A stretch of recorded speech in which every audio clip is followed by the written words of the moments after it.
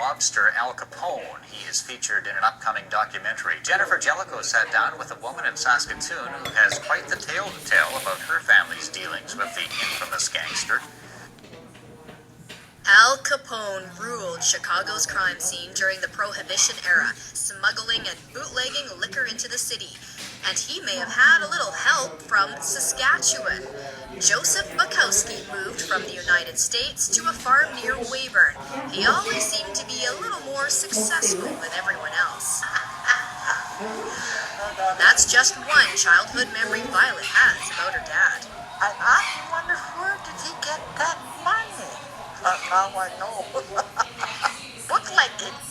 Violet is the last member of her family left to share these tales. She says her father's farm was a staging ground for Al Capone's men to bootleg booze across the border. When Al Capone came with his man to take some liquor across, we were not allowed outside, us children. I remember that story.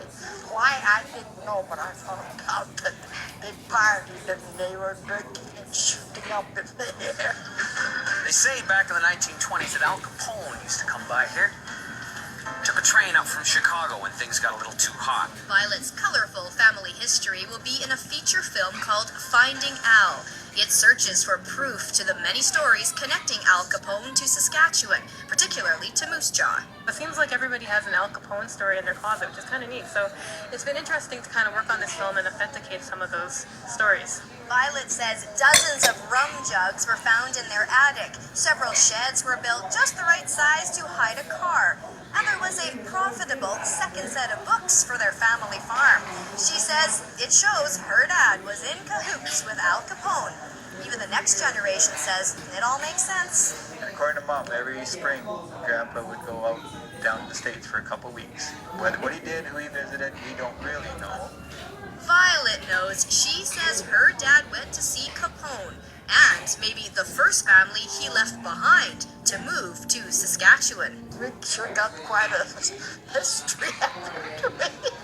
It's true, though.